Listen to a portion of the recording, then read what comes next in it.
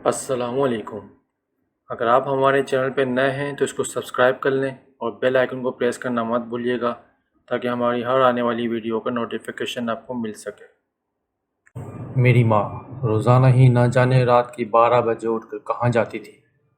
میں اکثر ہی آدھی رات کو اٹھتی تو اپنی ماں کو غائب پاتی۔ چونکہ میں گھر میں سب سے بڑی تھی اسی لیے مجھے بہت تجسس ہوتا۔ پھر ایک دن میں نے اپنی ماں کا پیچھا کرنے کا فیصلہ کیا اور جیسے ہی میری ماں رات کے 12 بجے گھر سے باہر نکلی تو پیچھے سے میں نے بھی اپنی چادر اوڑھی اور اس کا پیچھا کرنے لگی۔ وہ ہمارے علاقے کی مختلف گلیوں سے ہوتی ہوئی نہ جانے کہاں جا رہی تھی۔ میں بھی دبے قدموں اس کے پیچھے پیچھے سائے کی طرح چل رہی تھی۔ پھر میرے دیکھتے ہی دیکھتے وہ غراب کے ایک ٹوٹے ہوئے مکان میں داخل ہو گئی۔ میں حیران تھی کہ بھلا میری ماں اس خالی گھر میں کیا لینے آئی تھی۔ پھر میں بھی تھوڑی دیر بعد اس مکان میں داخل ہوئی۔ مکان انتہائی بوسیدہ اور پرانا تھا۔ کسی کمرے کی تو چھت بھی گری ہوئی تھی لیکن 6 کمرے ایک ترتیب سے بنائے گئے تھے۔ مکان کی حالت انتہائی خوفناک ہو رہی تھی۔ کوئی بھی انسان بھلے کتنے ہی بڑے دل کا ہوتا وہ اس خالی مکان میں رات کی 12 بجے کے بعد تو ہرگز نہ جا سکتا تھا۔ میں نے اپنی ماں کی تلاش میں ادھر ادھر نظریں دوڑائیں، سارے ہی کمروں میں جھانک جھانک کر دیکھا۔ حالانکہ خوف سے میری بری حالت تھی لیکن پھر بھی میرا تجسس مجھے سکون نہ لینے دے رہا تھا۔ لیکن مجھے اپنی ماں کہیں نہ ملی تھی۔ میں حیران تھی کہ وہ اندر داخل ہو کر کیسے غائب ہو گئی تھی۔ تھوڑی دیر تک میں انتظار کرتے رہی، پھر مایوسی سے گھر کی طرف جا رہی تھی۔ میرا نام دیبا ہے۔ میرا تعلق ایک انتہائی غریب گھرانے سے تھا۔ 5 بہن بھائیوں کے ساتھ ہم ایک چھوٹے سے مکان میں رہتے تھے جس کا صرف ایک ہی کمرہ تھا۔ یہ گھر کبھی ہمیں ابا کے سیٹ کی وجہ سے ملا تھا۔ ابا ایک بڑے بنگلے میں مالی کا کام کرتے تھے اور اچانک ہی وہاں پر پودوں میں کام کرتے ہوئے ان کو کسی زہریلے سانپ نے کاٹ لیا تھا جو بے ہوش ہو کر وہاں پتہ نہیں کتنی دیر تک پڑے رہے۔ کافی دیر بعد اس بنگلے کے چوکیدار کی نظر ابا پر پڑی تھی لیکن اب کافی دیر ہو گئی تھی۔ سانپ کا زہر ابا کے پورے جسم میں پھیل گیا تھا اور پھر ڈاکٹر کے پاس لے جانا بے سود ثابت ہوا اور تھوڑی دیر بعد ابا مر گیا تھا۔ میری ماں تو بڑی جوانی میں بیوہ ہو گئی تھی۔ 5 چھوٹے چھوٹے بچوں کا ساتھ تھا۔ اپنے سر میں خاک ڈالتی وہ بین کرنے لگی۔ پہلے ہم کرائے کے گھر میں رہتے تھے لیکن پھر اس سیٹ نے جب دیکھا کہ اسی کے گھر میں میرے ابا کی موت ہوئی ہے تو اس نے ہم پر ترس کھاتے ہوئے یہ چھوٹا سا گھر ہمیں خرید کر دے دیا تھا۔ اس مہنگائی کے دور میں ایک بیوہ عورت کا 5 بچوں کے ساتھ جینا کسی دشوار زندگی سے کم نہ تھا، لیکن یہ شکر تھا کہ اس سیٹ نے اتنی مہربانی کی کہ ہمیں یہ گھر خرید کر دے دیا۔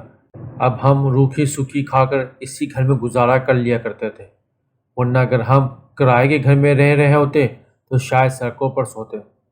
جب ابا فوت ہوئے تو میں فقط 8 سال کی تھی لیکن اب 10 سال ہو گئے تھے، اس لیے اب میں 18 سال کی ہو چکی تھی، جبکہ چھوٹے بہن بھائی بھی بڑے ہو رہے تھے۔ اماں ہماری کالونی میں بنے ہوئے بڑے بڑے بنگلوں میں کام کیا کرتی تھی۔ وہ ایک گھر میں کام نہ کرتی تھی بلکہ کسی گھر میں جھاڑو پوچھا کرتی تو کسی گھر کا کھانا بناتی، کسی کے کپڑے دھویا کرتی تھی۔ وہاں پر رہنے والی بیگم اماں کو اکثر اپنی اترن کے کپڑے تھما دیتی، پھر وہ ہم بہن بھائیوں کے کام آ جاتے تھے۔ کبھی کوئی بنگلے کی بیگم صاحبہ اماں کو بچا ہوا کھانا دے دیا کرتی۔ یوں ہمارے گھر کا گزارا چل رہا تھا۔ ویسے بھی کہتے ہیں کہ اگر اللہ نے پیدا کیا ہے تو اس نے کھانے پینے کا بھی انتظام ضرور کیا ہوگا۔ اب میں بڑی اور سمجھدار ہو چکی تھی۔ اماں کو یوں محنت مشقت کرتے دیکھتی تو دل بہت دکھتا تھا۔ میں اکثر اماں سے ضد کرتی کہ میں بھی تمہارے ساتھ جا کر تمہارے کام میں ہاتھ بٹاؤں گی، لیکن وہ منع کرتی اور کہتی کہ تم گھر پر ہی چھوٹے بہن بھائیوں کو سنبھالا کرو۔ میں اگرچہ غریب گھرانے سے تھی لیکن اللہ نے خوبصورتی مجھے دی تھی۔ جب بھی میں نوٹ کرتی کہ اکثر محلے میں رہنے والی لڑکیاں جو امیر گھرانوں سے تعلق رکھتی تھیں وہ مجھ سے دوستی کرنے میں دیر نہ کرتی اور پھر کہتی کہ تم بھی ہمارے گھر آیا کرو دیبا، لیکن اماں نے مجھے کسی بھی لڑکی سے دوستی کرنے سے سخت منع کر رکھا تھا۔ ان کا کہنا تھا کہ اگر تم امیر لوگوں سے دوستیاں پا لو گی تو پھر انہی کی طرح بننا پڑے گا۔ اماں مجھے سمجھاتی تھی کہ جتنی چادر ہو اتنے ہی پاؤں پھیلایا کرو، ضرورت نہیں ہے کسی کے زیادہ آنے جانے کی۔ یہاں سے بہت دور ایک سرکاری اسکول تھا جس میں نے میٹرک تک پڑھ لیا تھا۔ مجھ سے چھوٹے بہن بھائی بھی اسی سرکاری اسکول میں جاتے تھے۔ وہاں پر یونیفارم بھی فری ملتا تھا، کتابیں اور کاپیاں بھی۔ اماں بیچاری نے سخت محنت کر کے ابا کے بعد ہمیں پالا تھا۔ میں زندگی میں بڑے بڑے خواب دیکھا کرتی کہ کاش میں اماں کے لیے کچھ کر سکوں تاکہ ان کی زندگی میں بھی آرام و سکون آ جائے۔ میں نے سوچ رکھا تھا کہ میں ہرگز شادی نہ کروں گی بلکہ کچھ کام کاج کر کے اماں کا ہاتھ بٹاؤں گی تاکہ گھر چلانے میں اماں کو اکیلے مشقت نہ کرنی پڑے۔ پھر ایک دن یہ مجھ پر انکشاف ہوا کہ جب اماں روزانہ اٹھ کر رات سے 12 بجے کے بعد نہ جانے کہاں جاتی تھی، اور جب میں نے ان کا پیچھا کیا تو وہ اس خالی گھر میں جاتی تھی جہاں پر دن میں بھی لوگ نہ جاتے۔ دراصل جس علاقے میں ہم رہتے تھے وہاں پر اکثر ہی ہندوؤں کے پرانے گھر تھے جنہیں توڑ کر لوگوں نے اپنے گھر بنا لیے تھے۔ اس علاقے کے پرانے اور بوڑھے لوگوں کا کہنا تھا کہ پہلے جب اس علاقے میں گھروں کی تعمیرات کی جا رہی تھی تو اکثر ہی گھروں کی زیر زمین سے کھدائی کے وقت اچھی خاصی تعداد میں سونا برآمد ہوا تھا۔ یوں جن کی زمین کی تہ سے سونا نکلا تھا وہ آج کروڑوں میں کھیل رہے تھے۔ لیکن یہ ٹوٹا ہوا کھنڈر سا گھر آج سے نہ تھا بلکہ پچھلے 30-35 سالوں سے یہ ایسے ہی اسی حالت میں موجود تھا۔ لوگوں کا کہنا تھا کہ اس گھر کی طرف اگر کوئی بھی جانے کی کوشش کرتا تو اس سے کوئی نہ کوئی نقصان ہو جاتا تھا۔ کسی کا کہنا یہ تھا کہ اس گھر میں رہنے والے آسیب کسی بھی اس گھر میں داخل ہونے کی اجازت نہیں دیتے۔ پتہ نہیں یہ من گھڑت باتیں تھیں یا حقیقت تھیں، لیکن میں نے اماں کو وہاں جاتے دیکھ لیا تھا، اور اب میں دل میں سوچ رہی تھی کہ میں اماں کو سختی سے منع کروں گی کہ اماں آخر وہاں کیا لینے جاتی ہے۔ اتنے سالوں سے ہم رہ رہے تھے لیکن آج تک اماں نے یہ بات نہ سوچی تھی کہ میں بھی اس آسیب زدہ گھر میں جا کے تحقیقات کروں، تو پھر آج یہ کس کے کہنے پر یہ سب کر رہی تھی۔ دوسرے دن اماں پر میں نے یہ ظاہر نہ ہونے دیا کہ میں انہیں کسی گھر میں جاتا ہوا دیکھ چکی ہوں، اسی لیے باتوں ہی باتوں میں پوچھنے لگی کہ اماں میں رات کو اٹھی تھی پانی پینے کے لیے تو اپنے بستر پر نہ تھی؟ تو اماں مصنوعی حیرت سے مجھے کہنے لگی کہ نہیں بیٹا، میں تو بستر پر ہی تھی، ہو سکتا ہے کہ میں باتھ روم وغیرہ میں چلی گئی ہوں، ویسے بھی رات کو میری طبیعت صحیح نہیں تھی، اسی وجہ سے میں بے چین رہتی ہوں۔ مجھے اماں کے اس جھوٹ پر غصہ تو آیا تھا لیکن پھر بھی میں خاموش رہی۔ روزانہ چھوٹے بہن بھائیوں کو اسکول تیار کر کے میں بھیجا کرتی تھی، اسی لیے صبح سویرے ہی میں اٹھ جایا کرتی تھی، جبکہ اماں 8 یا 9 بجے کام کے لیے نکلتی تھی۔ میں اماں کو گھر کے کسی بھی کام کو ہاتھ نہ لگانے دیا کرتی تھی کیونکہ وہ بیچاری وہاں بھی محنت کرتی ہیں اور پھر گھر آ کر بھی۔ یہ تو اس بیچاری اکیلی عورت پر ظلم کے مترادف تھا۔ پھر دوسرے دن میں سو نہ سکی تھی، جیسے ہی آدھی رات ہوئی اماں حسب معمول اٹھ کر باہر چلی گئی تھی۔ آج میں نے ان کا پیچھا نہ کیا تھا، وہ نہ جانے اس کھنڈر سے گھر میں جا کر کہاں غائب ہو جاتی تھی، لیکن میں نے دل میں سوچ لیا تھا کہ کچھ بھی ہو میں صبح اماں سے بات کر کے ہی رہوں گی کہ آخر اماں روزانہ وہاں کیوں جاتی ہے۔ دوسرے دن اماں کی طبیعت ٹھیک نہیں تھی، اس لیے اس نے آج کام سے چھٹی تھی۔ چھوٹے بہن بھائیوں کو اسکول بھیج کر میں اور اماں گھر پہ اکیلے ہی تھے۔ میں نے جلدی صفائی کی اور پھر آ کر اماں کے پاس بیٹھ گئی۔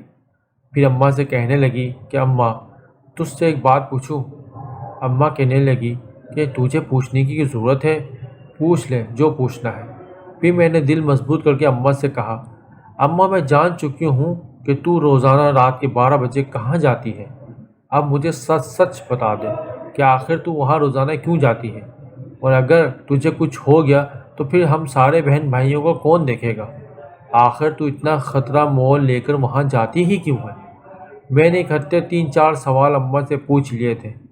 اماں میری بات سن کر خاموش ہو گئی، پھر کہنے لگی کہ میں تم بہن بھائیوں کے لیے ہی وہاں جاتی ہوں۔ اماں کی سلجھی ہوئی بات پر میں حیران تھی، پھر کہنے لگی کہ اچھا ہماری خاطر وہ کیسے؟ پھر اماں رازداری سے مجھے کہنے لگی کہ جس گھر میں میں کام کرتی ہوں اس گھر کی بیگم صاحبہ اپنے شوہر سے کہہ رہی تھی کہ ہندوؤں کے اس پرانے گھر میں ایک تہ خانہ ہے جس میں ڈھیروں خزانہ چھپا ہوا ہے، لیکن اگر کوئی بھی اس تہ خانے میں جانے کی کوشش کرتا ہے تو اس سے کچھ نہ کچھ نقصان ہو جاتا ہے۔ لیکن یہ بات بیگم صاحبہ کی ماں نے ان کو بتائی تھی۔ وہ خزانہ ایسا ہے کہ راتوں رات انسان کی قسمت بدل جائے۔ لیکن کوئی خوش نصیب ہی ہوگا جو اس خزانے کو حاصل کر پائے گا۔ میں صفائی کر رہی تھی، اسی لیے بیگم صاحبہ کی پوری بات سن چکی تھی۔ مجھے معلوم ہے کہ ہمارے حالات ایسے نہیں کہ اپنی زندگی کو بدل سکیں۔ کل کو تمہارے ساتھ ساتھ تمہارے سارے بہن بھائیوں کی مجھے شادی بھی کرنا ہوگی۔ آخر کب تک ہم اس کمرے میں ایک مکان میں رہ کر اپنی زندگی گزاریں گے؟ بس یہی سوچ کر میں سب کے سو جانے کے بعد اس گھر میں جاتی ہوں اس خزانے کی تلاش میں، لیکن میں تہ خانے میں تو اتر جاتی ہوں، لیکن اچانک ہی نہ جانے کیا ہوتا ہے کہ سب کچھ میری نظروں کے سامنے سے غائب ہو جاتا ہے۔ یوں میں خالی ہاتھ واپس لوٹ آتی ہوں۔ اتنے دن ہو گئے مجھے کوشش کرتے ہوئے، لیکن آج تک میں اپنی کوشش میں کامیاب نہ ہو سکی۔ اماں کی یہ باتیں سن کر تو مجھے حیرت ہو رہی تھی۔ پھر میں کہنے لگی کہ اماں، تو اتنی بڑی عمر کی ہو کر ایسی باتیں کر رہی ہے، مجھے تو یہ سب جھوٹ لگ رہا ہے۔ اماں کہنے لگی کہ نہیں، یہ جھوٹ نہیں ہے، یہ بات تو مجھے بہت پہلے سے پتہ تھی، لیکن آج تک میں نے اس کی کھوج نہ کی تھی۔ اب جب اپنی بچوں کی زندگی بدلنے کا خیال آیا تو میں اس خزانے کی تحقیقات میں لگ گئی۔ جس طرح اتنے لوگوں کی زندگی بدلی ہے، ہو سکتا ہے کہ ہماری زندگی بھی بدل جائے۔ اماں کے چہرے سے صاف ظاہر تھا کہ وہ جو کچھ کہہ رہی ہے سچ کہہ رہی ہے۔ پھر میں نے ایک حتمی فیصلہ کیا اور اماں کو کہنے لگی کہ اماں، اب تو نہیں جائے گی اس گھر میں، بلکہ اس خزانے کو میں حاصل کروں گی۔ اماں میری بات سن کر حیرت سے آنکھیں پھاڑے مجھے دیکھنے لگی اور کہنے لگی کہ میں تجھے ہرگز وہاں نہیں جانے دوں گی۔ مجھے بوڑھی جان کو اگر کچھ نقصان ہو بھی گیا تو مجھے پرواہ نہیں، لیکن تو جوان ہے، ابھی مجھے تیری شادی کرنی ہے، اس لیے میں تجھے ہرگز یہ خطرہ مول لینے نہیں دوں گی۔ پر میں نے اماں کی بات نہ مانی اور دل میں ٹھان لی کہ میں اس خزانے کو حاصل کر کے ہی رہوں گی۔ کیا ہوا اگر مجھے کچھ ہو بھی گیا؟ یہ تو ہمیں بھی پتا تھا کہ اس علاقے میں کتنے ہی لوگ تھے جن کی زمینوں سے خزانے نکلے تھے۔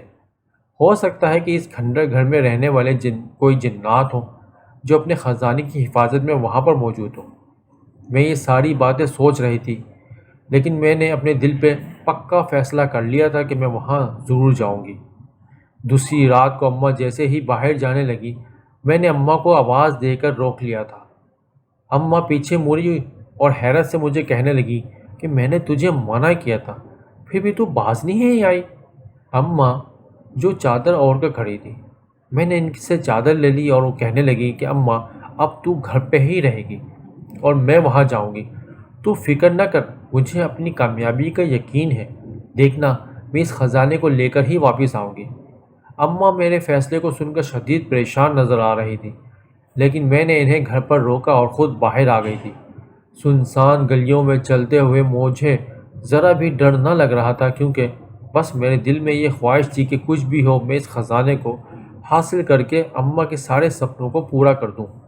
اگر کوئی بھی انسان ہم ماں بیٹی کی یہ باتیں سن لیتا تو شاید ہمیں پاگل سمجھتا۔ اب میں اس 6 کمروں والے کھنڈر سے مکان میں داخل ہو گئی تھی۔ سارے ہی کمرے عجیب سی طرز کے بنے ہوئے تھے، جیسے پرانے وقتوں کے بادشاہ بنایا کرتے تھے۔ ایک بڑا سا برآمدہ تھا، پورا ہی گھر ٹوٹ پھوٹ کر شکار تھا۔ میں ان کمروں میں جھانک کر نہ دیکھ سکتی تھی، کیونکہ پتہ نہیں کیوں مجھے اس گھر میں آ کر عجیب سا خوف محسوس ہو رہا تھا۔ پھر میں نے اس مکان میں بنے ہوئے تہ خانے کو ڈھونڈنا شروع کر دیا۔ تبھی میں نے دیکھا کہ اوپر جاتی سیڑھیوں کے نیچے ایک چھوٹا سا دروازہ سا بنا ہوا تھا، جو نیچے کی طرف کھلنے کو تھا، جیسا کہ عام طور پر ٹینک وغیرہ کا دروازہ ہوتا ہے۔ دروازہ کھولا تو چونک گئی، کیونکہ نیچے سیڑھیاں جا رہی تھیں۔ اس کا مطلب تھا کہ یہی تہ خانہ تھا۔ اب میں نے اپنے دل کو مضبوط کیا اور اپنی چادر سنبھال کر دھیرے دھیرے سیڑھیاں اترنے لگی۔ نیچے گپ اندھیرا تھا۔ یہاں آ کر میں پشیمان سی ہو گئی، کیونکہ اگر میں ٹارچ ساتھ لے آتی تو مجھے اتنی پریشانی نہ ہوتی۔ اب میں اندھیرے میں ہاتھ پاؤں مارتی ادھر ادھر دیکھ رہی تھی۔ اچانک ہی نیچے تہ خانے سے دروازہ زور سے بجنے کی آواز آئی، جیسے کسی نے کھول کر بند کیا ہو۔ میں اچھل ہی پڑی تھی۔ بہادر بن کر یہاں تک آ تو گئی تھی، لیکن اب میرے اوزان خطا ہو رہے تھے۔ اندھیرا اتنا تھا کہ مجھے اوپر جاتی ہوئی سیڑھیاں تک نظر نہ آ رہی تھی۔ اچانک ہی ایک روشنی سی چمکی اور مجھے ایسے لگا جیسے نیچے 2-3 کمرے بنے ہوئے ہوں۔ پھر چھت میں تیز روشنی چمکی اور اچانک ہی وہاں پر لگا ہوا پرانا بلب روشن ہو گیا۔ میں پوری روشنی میں نہا گئی تھی اور حیرت سے کنگ رہ گئی تھی کہ جب میں دیکھا کہ ایک ایک کر کے تہہ خانے میں بنے ہوئے تینوں کمروں کی لائٹ جل گئی۔ اب مجھے تہہ خانے کا منظر صاف دکھائی دے رہا تھا۔ جا بجا جالے لگے ہوئے تھے، کار کباڑیوں بھر رکھا ہوا تھا، جیسے کسی نے پرانا سامان اس میں پھینک دیا ہو اور پھر کبھی نکال کر نہ دیکھا ہو۔ میں خوف سے گھگیا گئی تھی اور کانپنے لگی۔ میری ٹانگیں اس قدر کانپ رہی تھیں کہ میں سیڑھیوں کی طرف بھی نہ جایا کر پا رہی تھی، کیونکہ اب میں یہاں سے بھاگنا چاہتی تھی۔ اچانک ہی سفید دھواں سا ابھرا اور میری آنکھوں کے سامنے کا سارا منظر دھندلا ہو گیا۔ اب میں اس دھوئیں میں کھڑی چاروں طرف دیکھ رہی تھی، کہیں تو مجھے کوئی راستہ نظر آئے کہ میں یہاں سے بھاگ جاؤں۔ پھر وہ دھواں میرے منہ میں اور ناک میں گھسنے لگا اور مجھے کھانسی ہو گئی۔ میں کھانس کر نیچے بیٹھ گئی۔ اس سے پہلے کہ میں نیچے گر کر بے ہوش ہو جاتی، اچانک ہی اس دھوئیں سے ایک سفید ہاتھ ابھرا اور اس نے مجھے پکڑ کر اپنی طرف کھینچ لیا۔ میں ایک دم اس کے سینے سے ٹکرائی تھی اور پھر خوف کے مارے بت بن گئی تھی۔ وہ کوئی خوبصورت شہزادی کی مانند نظر آنے والا نوجوان تھا۔ اس نے سفید کپڑے پہن رکھے تھے اور کاندھے پر ایک چادر بھی لی ہوئی تھی، اور اپنی کالی آنکھوں سے مجھے بڑے غور سے دیکھ رہا تھا۔ پھر کہنے لگا کہ آخر تم بھی اس خزانے کی تلاش میں باقی انسانوں کی طرح لالچی ہو کر یہاں تک آ گئی۔ تم تو نہایت خوبصورت لڑکی نظر آتی ہو۔ اب تم مجھے اتنی پسند آ گئی ہو کہ میں تمہیں اس تہہ خانے سے باہر نہیں جانے دوں گا۔ میں اس کی بات سن کر زرد پڑ گئی اور پھر اس سے کہنے لگی کہ مجھ سے بہت بڑی غلطی ہو گئی جو میں یہاں آ گئی۔ خدا کے لیے مجھے باہر جانے دو، میں اپنی ماں کے پاس جانا چاہتی ہوں۔ ٹھیک ہے، تم اپنے گھر جا سکتی ہو، لیکن اس کے لیے میری ایک شرط ہے، وہ نوجوان مجھ سے کہنے لگا۔ میں اس کی بات سن کر اس سے کہنے لگی کہ میں آپ کی ہر شرط ماننے کو تیار ہوں، لیکن ابھی مجھے گھر جانے دو۔ اس تہہ خانے میں جو بھی خزانہ دفن ہے، اسے صرف وہی حاصل کر سکتا ہے جو ہم جن زادوں کی مدد کر سکے۔ ہم پچھلے 35 سالوں سے اس مصیبت میں گرفتار ہیں، اور اس خزانے کی وجہ سے ہم اس گھر سے باہر بھی نہیں جا سکتے۔ اس کی بات سن کر میں بے تحاشا خوفزدہ ہو گئی تھی، کیونکہ مجھے معلوم ہو گیا تھا کہ میرے سامنے کوئی انسان نہیں بلکہ ایک جن کھڑا۔ پھر میں اس جن زادے سے کہنے لگی کہ کیسی مدد اور کیسی مصیبت؟ پھر وہ کہنے لگا کہ یہ بہت لمبی کہانی ہے، ابھی میں تمہیں جانے دے رہا ہوں، لیکن اس وعدے پہ تمہیں چھوڑ رہا ہوں کہ تمہیں کل دوبارہ ہمارے پاس آنا ہوگا۔ اس کی بات سن کے میری جان میں جان آئی تھی، ورنہ میں تو سمجھ رہی تھی کہ یہ ہمیشہ کے لیے مجھے اس تہہ خانے میں قید کر دیں گے۔ پھر اس روشنی کی مدد سے ہی میں تہہ خانے کی سیڑھیاں چڑھتے ہوئے اوپر آ گئی تھی۔ 3 بج گئے تھے۔ اب میں گھر کی طرف جا رہی تھی۔ گھر پہنچی تو میری حالت بہت بری ہو رہی تھی۔ اماں میرے انتظار میں جاگ رہی تھی۔ پھر میری شکل دیکھ کر کہنے لگیں کہ کیا ہوا، تجھے کچھ پتہ چلا خزانے کے بارے میں؟ میں اماں سے کہنے لگی کہ خزانے کا تو کچھ پتہ نہیں چلا، لیکن یہ ضرور پتہ چل گیا ہے کہ اس ویران گھر میں واقعی آصف ہے۔ اماں میری بات سن کر حیرت زدہ ہو گئی۔ پھر کہنے لگی کہ کیا تجھے کوئی جنات وغیرہ نظر آئے ہیں وہاں؟ میں نے کہا ہاں اماں، ایک جن زادہ میرے سامنے آ گیا تھا۔ اس نے مجھے اس وعدے پر اس تہہ خانے سے باہر آنے دیا کہ میں کل واپس آ کر اس کی کہانی سنوں گی۔ اماں میری بات سن کر شدید پریشان ہو گئی اور کہنے لگی کہ کوئی ضرورت نہیں ہے تجھے وہاں جانے کی، اب میں تجھے نہیں جانے دوں گی وہاں پر۔ تو میں نے اماں کو کہا کہ میں اب اس سے وعدہ کر آئی ہوں، اگر میں وہاں نہ گئی تو ایسا نہ ہو کہ وہ یہاں آ جائے مجھے لینے کے لیے، اور پھر کیا پتہ وہ کوئی خزانے کا ایسا راز بتا دے جس سے ہمیں وہ خزانہ مل جائے۔ اماں میری بات سن کر چپ ہو گئی تھیں، لیکن میں دل میں سوچ رہی تھی کہ میں ضرور وہاں جاؤں گی۔ دوسری صبح میں نے معمول کے مطابق کام نپٹا لیے تھے اور اماں بھی کام کرنے چلی گئی تھی۔ میرا دماغ اسی ویران گھر میں موجود جنات کے بارے میں اٹکا ہوا تھا۔ بس اب مجھے رات ہونے کا انتظار تھا۔ میں جلدی سے وہاں جا کر اس خزانے کے بارے میں معلومات حاصل کرنا چاہتی تھی۔ شام کو اماں گھر آ گئی تھی۔ سارے بہن بھائی کھانا کھا کر سو چکے تھے، لیکن مجھے معلوم تھا کہ اماں میری وجہ سے پریشان تھیں، اسی وجہ سے میں سو نہ سکی۔ جیسے ہی 12 بجے میں نے فوراً ہی چادر اوڑھ کر وہاں جانے کا فیصلہ کر لیا تھا۔ اماں نے بھی میری ضد دیکھ کر مجھے جانے سے نہ روکا۔ اب میرے قدم دوبارہ اسی گھر کی طرف اٹھ رہے تھے۔ میں دھڑکتے دل کے ساتھ اس گھر میں آ گئی۔ ایسے لگتا ہے کہ یہ کھنڈر گھر اب بھی میرے اوپر آن گرے گا۔ پھر میں نے تہہ خانے کا دروازہ کھولا اور میں سیڑھیاں اترتے ہوئے اسی تہہ خانے میں آ گئی تھی۔ ابھی میں وہاں کھڑی ہوئی تھی کہ اچانک میرے کانوں میں اسی جن زادی کی آواز آئی جو مجھ سے کہہ رہا تھا کہ واہ لڑکی واہ، تم تو وعدے کی اپنی بہت پابند نکلی، ویسے بھی اگر تم نہ آتی تو میں تمہارے سامنے آ جاتا۔ میں اس اندھیرے میں چپ چاپ کھڑی تھی، اچانک ہی چاروں طرف روشنیاں ہوئیں اور وہ جن زادہ میرے سامنے آ گیا۔ وہ یقیناً کسی انسانی روپ میں تھا، ورنہ تو میں نے یہی سن رکھا تھا کہ جنات بہت خوفناک اور ڈراؤنے ہوتے ہیں۔ پھر وہ کہنے لگا کہ اب میری یہ کہانی بڑے دھیان سے سننا۔ آج سے بہت سالوں پہلے یہ گھر ایک حویلی ہوا کرتا تھا، اس میں ایک ہندو خاندان رہتا تھا۔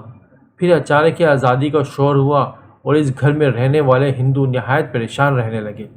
انہوں نے اس تہہ خانے کے نیچے ایک مندر بنایا ہوا تھا جس میں وہ اپنی پوجا کرتے تھے۔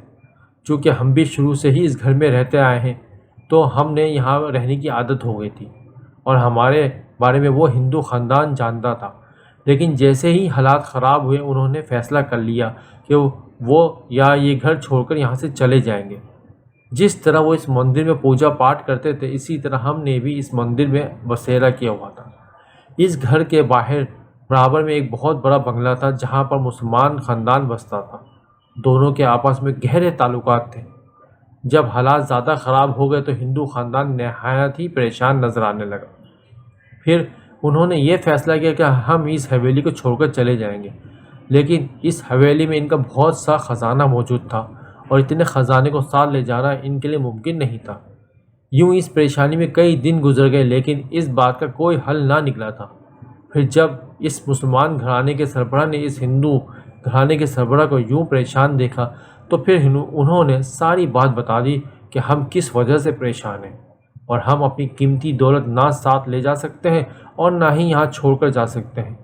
تو ان کا ایک دوست جو مسلمان تھا انہوں نے اس سے وعدہ لیا کہ یہ خزانہ تم ہمارے پاس رکھوا کر جا سکتے ہو، لیکن تم جب بھی واپس آؤ گے میرا تم سے وعدہ ہے کہ تمہیں اس خزانے میں کوئی خیانت نہ ملے گی، کیونکہ اس مسلمان کی یقین دہانی پر اس ہندو گھرانے کے سربراہ نے اپنا سارا خزانہ ایک بڑی سی دیگ میں رکھا اور اس مسلمان کے حوالے کر دیا۔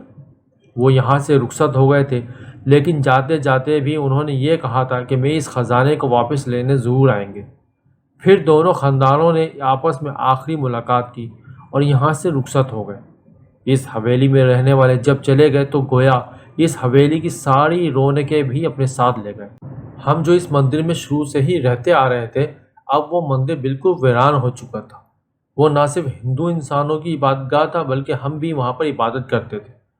پھر چند دن بعد ہی جب بہت سارے لوگ اس علاقے میں آ کر رہنے لگے تو ایک مسلمان گھرانے میں اس حویلی پر بھی قبضہ کر لیا۔ وہ کافی دن تک یہاں پر رہتے رہے لیکن ان کا دھیان اس تہہ خانے پر نہ گیا تھا۔ پھر اس مسلمان کے گھرانے کا ایک نوجوان نے اس تہہ خانے کی کھوج لگا لی اور وہ سیڑھیاں چڑھتا ہوا نیچے اتر گیا۔ جب اس تہہ خانے میں ایک مندر کو دیکھا تو اسے نہایت بہت غصہ آیا اور اس نے وہ سارے مندر کے بت ہٹا کے وہاں پر تالا لگا دیا۔ ہم وہاں رہتے آئے تھے اس لیے ہمیں بہت غصہ آیا لیکن ابھی ہم اپنی موجودگی ان پر ظاہر نہیں کرنا چاہتے تھے۔ جس طرح انہوں نے مندر کا ایسا برا حال کیا تھا اسی لیے ہمیں ڈر تھا کہ کہیں یہ ہمیں بھی کوئی نقصان پہنچانے کی کوشش نہ کریں۔ چند دن ہم خاموش اس مسلمان گھرانے کا رہن سہن دیکھتے رہے۔ پھر اچانک ہی ایک عورت کے ہاتھ اس خزانے کا کھوج لگ گیا۔ اسے کچھ کاغذات ملے تھے جس میں یہ لکھا ہوا تھا کہ اس گھر میں بہت بڑا خزانہ رکھا تھا۔ کچھ تصاویر تھی جس سے یہ ثابت ہوتا تھا کہ اس حویلی میں بہت بڑی دولت موجود تھی، کیونکہ اس پورے خاندان میں ایک ہلچل سی مچ گئی اور لوگ کھوج در کھوج کرنے لگے کہ ہو سکتا ہے کہ یہاں پر ضرور کوئی بڑا خزانہ دفن ہو۔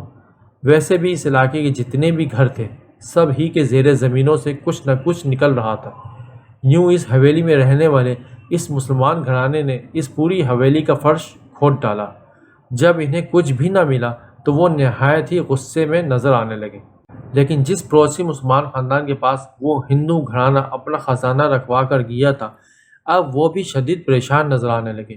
وہ نہیں چاہتے تھے کہ اس حویلی میں رہنے والے اس گھرانے کو خزانے کے بارے میں معلوم ہو جائے۔ ہمیں ان کا یہ رویہ دیکھ کر بہت غصہ آ رہا تھا، اسی لیے ہم اپنی موجودگی ان پر ظاہر کرنا شروع کر دی۔ جب وہ رات کو یہاں سوتے تو ہم انہیں ستانا شروع کر دیتے، کبھی کسی برتن کو گرا دیتے تو کبھی کسی دروازے کو بند کرتے اور کھول دیتے۔ اب اس گھر میں رہنے والے لوگوں کو ہم پر شک ہونے لگا کہ ضرور اس حویلی میں کوئی غیر فطری مخلوق رہتی ہے۔ پھر انہوں نے ایک مولوی کو بلوایا جس نے ہم پر آ کر عمل کرنا شروع کیا۔ اس مولوی کے عمل کرنے سے ہم ان کے سامنے ظاہر ہو گئے تھے۔ ہمیں دیکھ کر وہ نہایت خوفزدہ نظر آنے لگے۔ یوں اس عثمان گھرانے نے بہت زیادہ اس حویلی کی توڑ پھوڑ کر دی تھی۔ پھر چند دن تک وہ اس حویلی میں رہے اور پھر خوفزدہ ہو کر یہاں سے چلے گئے۔ ان کے جانے سے ہمیں بھی سکون محسوس ہو رہا تھا۔ پھر چند دن بعد دوبارہ حالات خراب ہونا شروع ہوئے۔ اب وہ مسلمان خاندان بھی اس علاقے میں رہنے پر خوش نہ تھا، لیکن ان کے پاس ہندو گھرانے کی امانت رکھی ہوئی تھی، وہ بھلا اسے کیسے چھوڑ کر یہاں سے جا سکتے تھے۔ پھر ایک رات جانے سے پہلے وہ اس تہہ خانے میں آئے اور انہوں نے اس تہہ خانے کا فرش کھود کر وہ سارا قیمتی خزانہ اس فرش کے نیچے دفن کر دیا۔ پھر انہوں نے اونچی آواز میں اعلان کیا کہ جو بھی اس مندر میں شروع سے رہتے آ رہے ہیں وہ اس خزانے کی حفاظت کریں گے مرتے دم تک۔ ان کی یہ بات سن کر ہم حیران ہو گئے تھے۔ انہوں نے ایک عمل کے ذریعے ہمیشہ کے لیے ہمیں اس خزانے کا محافظ مقرر کیا اور وہ خود وہاں سے چلے گئے۔ اب اس خزانے کا راز یا تو ہم جانتے تھے یا پھر وہ مسلمان گھرانہ۔ آج اس بات کو کئی سال بیت گئے ہیں، لیکن وہ آج تک ہندو گھرانہ واپس نہیں آیا، جس کا یہ خزانہ آج بھی ہمارے پاس محفوظ ہے، لیکن ہم یہاں کے قیدی بن کر رہ گئے۔ اس کے بعد جو بھی یہاں اس حویلی میں رہنے آیا، ہم نے اسے یہاں ٹکنے نہ دیا تھا، کیونکہ ہم جانتے تھے کہ وہ نہ صرف خزانے کی تلاش میں ہوگا بلکہ ہمیں بھی نقصان پہنچانے کی کوشش کرے گا۔ دیکھتے ہی دیکھتے اس پورے علاقے میں ہماری دہشت بیٹھ گئی اور ہماری وجہ سے یہاں پر کوئی قدم بھی نہ رکھتا تھا۔ لیکن ہمیں حیرت ہوئی جب ایک بوڑھی عورت روزانہ یہاں پر خزانے کی تلاش میں آنے لگی۔ وہ ایک مجبور اور لاچار عورت نظر آتی تھی۔ بھلے ہی وہ یہاں خزانہ ڈھونڈنے آتی تھی، لیکن اس تہہ خانے کے بارے میں معلوم نہ تھا۔ لیکن جب تم اس عورت کے پیچھے آئی تو میں نے تمہیں دیکھ لیا تھا اور تمہاری ماں کو تمہاری نظروں سے غائب کر دیا، جو ہر کمرے میں موجود کار کباڑ کو کھول کھول کر دیکھتی تھی۔ لیکن پھر میں نے عمل کر کے یہ پتہ لگا لیا تھا کہ تم اسی عورت کی بیٹی ہو اور تم بھی خزانے کی تلاش میں اس حویلی میں آئی ہو۔ اگر تم اس خزانے کو حاصل کرنا چاہتی ہو تو ہمیں کوئی اعتراض نہیں، لیکن تمہیں اس کے لیے کام کرنا ہوگا۔ یہاں سے بہت دور ایک گاؤں ہے جس کا نام حاصل پور ہے۔ ہمیں صرف اتنا پتہ ہے کہ جو مسلمان گھرانہ ہمیں اس خزانے کا محافظ بنا کر گیا تھا وہ اسی گاؤں میں رہتا ہے۔ ہو سکتا ہے کہ ان کا کوئی ایسا بزرگ زندہ ہو جس کو یہ ساری کہانی معلوم ہو۔ اب تم نے اس گھرانے کے اسی فرد کو لے کر آنا ہے جو سب سے برا ہوگا۔ وہ اس حویلی میں آ کر ہمیں اس وعدے سے آزاد کر دے تاکہ ہم یہاں سے مفتی پا کر ہمیشہ کے لیے اس حویلی کو چھوڑ کر یہاں سے چلے جائیں، کیونکہ ہم بھی تنگ آ گئے ہیں اب اس خزانے کی حفاظت کرتے کرتے۔ تم ایک معصوم اور غریب لڑکی نظر آتی ہو، اس لیے ہم نے تمہاری مدد کرنے کا فیصلہ کیا ہے۔ اس سے پہلے جتنے بھی لوگ اس خزانے کی تلاش میں آئے تھے وہ نہایت لالچی اور ظالم نظر آتے تھے۔ اگر تم نے ہمارا یہ کام کر دیا تو یہ سمجھ لینا کہ اس خزانے کو ہم تمہارے حوالے کر دیں گے۔ اس جن زادے کی یہ کہانی سن کر تو میں حیران رہ گئی تھی، لیکن مجھے یہ کام کرنا اتنا مشکل بھی نہ لگ رہا تھا۔ گو کہ میں ایک کم عمر لڑکی تھی لیکن میں یہ کام کر سکتی تھی۔ پھر میں ڈرتے ڈرتے اس جن زادے سے کہنے لگی کہ اگر میں نے آپ کا کام کر دیا تو کیا واقعی میں یہ سارا خزانہ آپ مجھے دے دیں گے؟ میری بات سن کر وہ مسکرایا اور کہنے لگا، کیوں نہیں، پھر تم ہی اس خزانے کی مالک ہوگی۔ صرف میں نے تمہارے سامنے اپنی موجودگی کو ظاہر کیا ہے، ورنہ تو اس تہہ خانے میں رہنے والے جنات اتنے زیادہ ہیں کہ تم انہیں دیکھ کر بے ہوش ہو جاؤ گی۔ اس سے پہلے جتنے بھی لوگ اس خزانے کی تلاش میں آئے تھے ہم سب نے ان کے ساتھ اپنی اوپر موجودگی ظاہر کر دی تھی، لیکن ہمیں پتہ تھا کہ تم ایک کم عمر اور بھولی بھالی لڑکی ہو، اس لیے میں نے اپنے سارے جنات کو منع کر دیا تھا کہ کوئی بھی اس لڑکی کے سامنے نہ آئے۔ اس جن زادے کی بات سن کر تمہیں واقعی ڈر گئی تھی اور میں نے شکر ادا کیا کہ انہوں نے میرے سامنے نہ آ کر بہت بڑی مہربانی کی، ورنہ خوف کے مارے تو شاید میرا دل ہی دھڑکنا بھول جاتا۔ اب میں نے اس سے وعدہ کر لیا تھا کہ میں یہ کام ہر حال میں کر کے رہوں گی، اور پھر اپنے وعدے کے مطابق ان جن زادوں نے مجھے اس خزانے کا مالک بنا دینا تھا۔ پھر اس رات خوشی خوشی میں واپس آ گئی تھی۔ اماں نے میرا خوشی سے برا حال دیکھا تو کہنے لگی، کیا ہوا دیپا، کیا تجھے خزانے کے بارے میں معلوم ہو گیا ہے؟ پھر میں نے اماں سے کہا کہ اماں تو وعدہ کر اس بارے میں کسی کو کچھ نہیں بتائے گی۔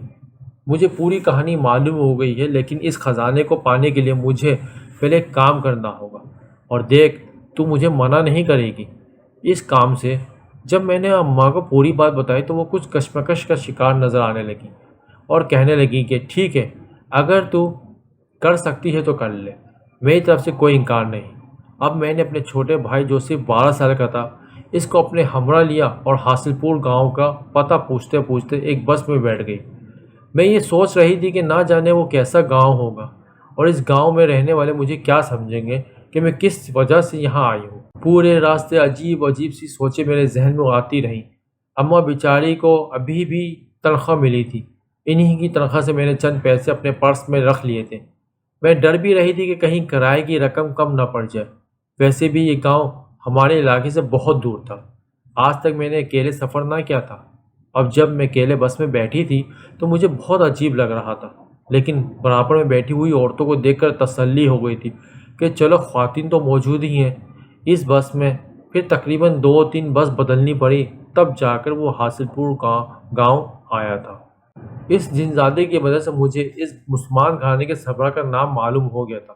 اس نے مجھے اس کا نام چودھری شفیق بتایا تھا۔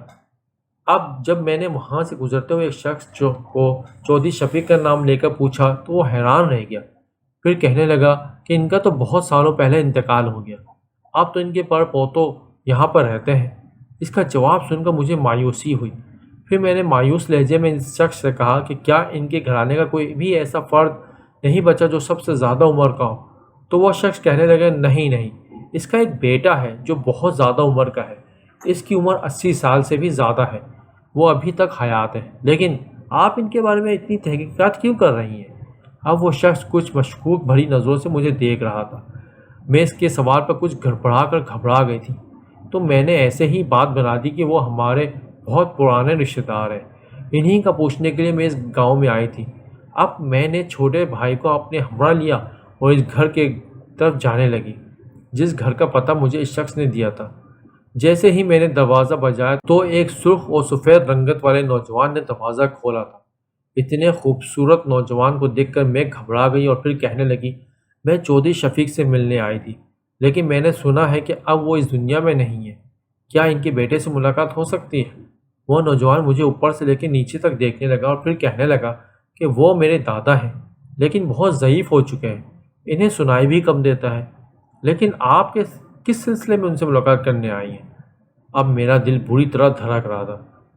میں وہ غیر سوچے سمجھے یہاں تو آ گئی تھی، لیکن میں اچھی طرح جانتی تھی کہ لوگ مجھ پر سوالات اٹھائیں گے کہ آخر میں انہیں کیسے جانتی ہوں۔ پھر میں نے منت بھرے لہجے میں اس نوجوان سے کہنے لگی کہ پلیز مجھے ان سے ملوا دیں، ایک بہت ضروری کام ہے، اگر میں ان سے ملاقات نہ کر سکی تو میری ساری محنت بیکار جائے گی، میں بہت دور سے چل کر ان کے پاس مدد کے لیے آئی ہوں۔ اس نوجوان نے سر ہلا دیا اور پھر مجھے اور چھوٹے بھائی کو بیٹھک میں بٹھا کر خود اندر کی طرف چلا گیا تھا۔ میرے ماتھے پر پسینے پھوٹ رہے تھے اور جسم بھی لرز رہا تھا۔ تھکن سے تو بری حالت تھی، ساتھ ہی بھوک پیاس بھی برا حال کر رہی تھی۔ تھوڑے ہی دیر بعد اس نوجوان کے ساتھ چودھری شفیق کے بیٹے بھی آ گئے تھے جو کافی ضعیف ہو گئے تھے۔ میں کھڑی ہو کر بڑے ادب سے انہیں سلام کیا۔ اب اس نوجوان کی موجودگی کی وجہ سے میں ساری باتیں کرتے ہوئے کچھ گھبرا رہی تھی، کیونکہ وہ بڑی تیز نظروں سے مجھے دیکھے جا رہا تھا۔ پھر میں نے اسی کے سامنے ساری بات کرنے کا فیصلہ کیا اور دھیرے دھیرے کر کے ایک ایک بات انہیں بتانے لگی۔ جب میں نے پوری کہانی چودھری شفیق کو بتائی تو انہیں سب کچھ یاد آ گیا۔ پھر وہ میری بتائی ہوئی کہانی سن کر مسکرا دیے۔ وہ کہنے لگے کہ بیٹا، میں اس وقت بہت چھوٹا تھا، تقریباً 10 سال کا، لیکن مجھے آج بھی اچھی طرح یاد ہے کہ وہ حویلی والے ہندو کس قدر امیر گھرانے سے تعلق رکھتے تھے۔ انہوں نے میرے باپ کے پاس کوئی چھوٹا موٹا خزانہ نہیں بلکہ پوری ایک دیگ خزانے کی بھر کر رکھوائی تھی۔ میرا باپ ایک ایماندار آدمی تھا، اسے اس خزانے کی بہت فکر تھی، تبھی وہ جلد بازی میں اس خزانے کو وہیں تہہ خانے میں رکھوا کر وہاں سے بھاگ آیا تھا، کیونکہ وہاں پر رہنے والے بہت سے لوگوں کو اس خزانے کے بارے میں پتہ چل گیا تھا، جس کی وجہ سے ہمارے پورے گھرانے کی جان کو خطرہ تھا۔ میں اس وقت چھوٹا تھا، اس لیے کئی سال گزرنے کے بعد میں اس بات کو بھول گیا تھا، لیکن آج تم نے یہ کہانی سنا کر میرے گزرے دنوں کی ساری یادیں تازہ کر دی ہیں۔ مجھے یقین نہیں آ رہا تھا کہ ایسی کہانی سچ بھی ہو سکتی ہے، کہ آج تک وہ خزانہ وہیں پر دفن ہے، اور وہ جنات جن سے میرے باپ نے اس خزانے کی حفاظت کا وعدہ لیا تھا، وہ آج تک اس خزانے کی حفاظت میں وہیں موجود ہے۔ میں خوش تھی کہ چودھری شفیق کے بیٹے کو ساری کہانی یاد آ گئی۔ پھر میں نے ان کی منتیں کرنا شروع کر دی کہ وہ ایک بار میرے ساتھ چلیں اور وہ وہاں جا کر ان جنزادے کو اس وعدے سے آزاد کرتے ہیں، جس کی وجہ سے ان کی زندگی بھی بہت مشکلات میں گرفتار ہے۔ چودھری شفیق کے بیٹے میرے ساتھ جانے پر راضی تھے، لیکن ان کا پوتا مسلسل انہیں منع کیے جا رہا تھا۔ وہ ان سے کہنے لگا کہ دادا، آپ کو ہرگز ضرورت نہیں اس چلاک لڑکی کی باتوں میں آنے کی، ایسا نہ ہو کہ وہ جنات آپ کو کوئی نقصان پہنچا دیں۔ یہ ایسے ہی کوئی من گھڑت کہانی لے کر آپ کے پاس آ گئی ہے۔ مجھے اس کی بات سن کر رونا آ رہا تھا۔ کوئی اس قدر بدگمان کیسے ہو سکتا ہے؟ میں اتنی دور سفر سے بے حال ہو کر یہاں آئی تھی۔ پھر میری منت سماجت کرنے پر آخر چودھری شفیق کے بیٹے میرے ساتھ جانے پر راضی ہو گئے، لیکن ساتھ میں ان کا وہ خروس پوتا فراز بھی ہمارے ہمراہ تھا۔ میں نے راستے میں ہی اس سے التجا کر دی تھی کہ اس کہانی اور اس خزانے کے بارے میں کسی سے کچھ نہ بتائے، کیونکہ اگر لوگوں کو یہ سب معلوم ہو گیا تو وہ لوگ بھی لالچ میں اس خزانے کی تلاش میں وہاں ضرور آئیں گے۔ فراز میری بات سن کر سر ہلا رہا تھا۔ میں ان دونوں کو لے کر اپنے گھر پہنچ گئی تھی۔ اماں بھی انہیں دیکھ کر حیران تھی۔ پھر اماں نے ان کی آؤ بھگت کرنے کے لیے کھانا بنایا اور ساتھ میں چائے بھی پیش کی۔ حالانکہ جب میں وہاں تھکی ہاری گئی تھی تو انہوں نے پانی تک کا نہ پوچھا تھا، لیکن میری اماں بڑی مہمان نواز طبیعت کی مالک تھی۔ پھر تھوڑی ہی دیر بعد مجھ پر یہ کھلا بات کہ جب فراز نے مجھے بتایا کہ ہمارا پورا گھرانہ اس گاؤں کو چھوڑ کر یہاں سے چلا گیا ہے، صرف میری ماں اور میں اپنے دادا کے ساتھ رہتے ہیں۔ وہ مزید بتا رہا تھا کہ وہ اپنی تعلیم مکمل کر کے اب نوکری کی تلاش میں ہے۔ ان کے حالات بھی کچھ زیادہ اچھے نہیں۔ وقت بدلتے ہوئے دیر نہیں لگتا، لیکن شاید آج وہ بھی وقت کی سختیوں کی زد میں تھے۔ پھر میں نے فراز کو سمجھا دیا تھا کہ ہم نے تمہارے دادا کو رات کے 12 بجے کے بعد چپکے سے وہاں لے کر جانا ہوگا۔ ایسا نہ ہو کہ یہاں پر رہنے والے لوگوں کو اس کے بارے میں کچھ پتہ چل جائے۔ اس طرح سے نہ صرف ہماری جان کو خطرہ ہوگا، بلکہ ماں پر رہنے والے جنات بھی مشکلات کا شکار ہو جائیں گے۔ ویسے بھی وہ اس خزانے کو کسی کے ہاتھ تک لگانے نہیں دیتے۔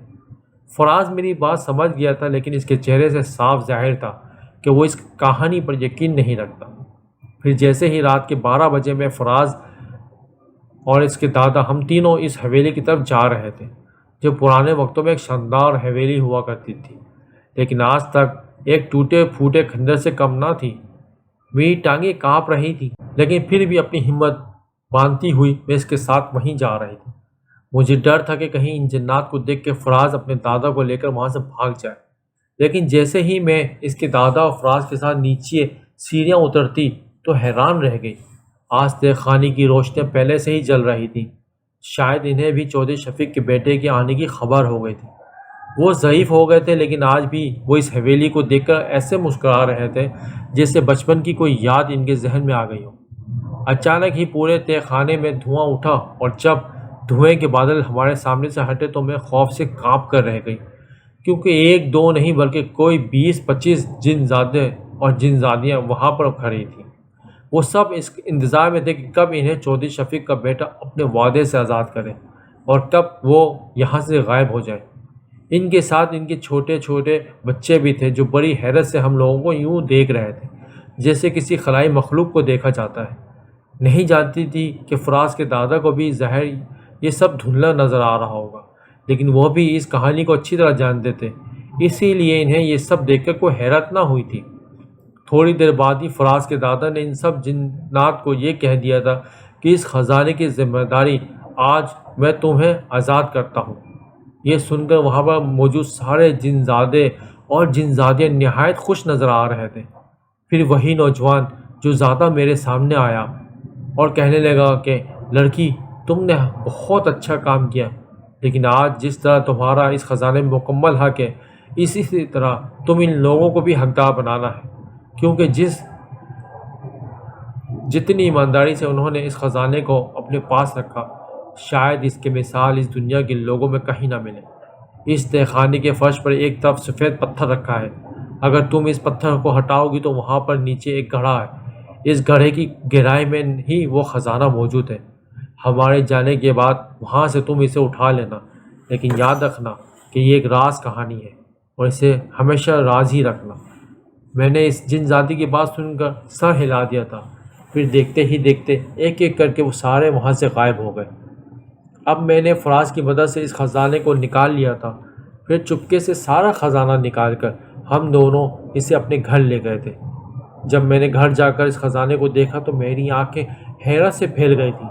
سونے، چاندی، قیمتی زیورات سے بھری ہوئی وہ دیکھ کسی بھی قسمت کو بدلنے کے لیے کافی تھی۔ میں اماں سے گلے لگ گئی اور کہنے لگی، اماں دیکھو، آج ہم نے بغیر کسی لالچ کے یہ خزانہ حاصل کر لیا ہے۔ میں اس خزانے کی اکیلی حقدار نہ تھی، کیونکہ میں چودھری شفیق کے گھرانے کے حالات دیکھ چکی تھی۔ اسی لیے میں نے آدھا خزانہ اپنے پاس رکھا اور آدھا فراز کے حوالے کر دیا تھا۔ وہ لینے سے صاف انکاری تھا، لیکن میری اماں اور اپنے دادا کے اصرار پر اس نے وہ خزانہ اپنے پاس رکھ لیا۔ اب راتوں رات ہماری قسمت بدل گئی تھی۔ حیرت مجھے تب ہوئی جب چند دن بعد فراز اپنی ماں کے ساتھ ہمارے گھر آیا اور اس کی ماں نے اماں سے میرا رشتہ اپنے بیٹے کے لیے مانگ لیا۔ مجھے بھی وہ بہت خوبصورت لڑکا بہت پسند آیا تھا۔ جب اماں نے مجھ سے پوچھا کہ میں نے شرما کے کوئی جواب نہ دیا۔ اماں نے میرے چہرے پر لکھی تحریر پڑھ لی تھی، اسی لیے انہیں ہاں کر دی۔ پھر چند دن بعد دھوم دھام سے میری اور فراز کی منگنی ہو گئی۔ شادی 2 سال بعد ہونا قرار پائی تھی۔ تب تک میں نے اماں اور چھوٹے بہن بھائیوں کے لیے بہت کچھ کرنا تھا۔ میں یہی سوچ کر بیٹھی تھی کہ جس خزانے کو پانے کے لیے اتنے لوگوں نے جدوجہد کی تھی، آخر وہ خزانہ ہماری قسمت میں لکھا تھا، اور تھوڑی سی کوششوں کے بعد اس خزانے کو پا کر ہم نے اپنی زندگی کو بدل چکے تھے۔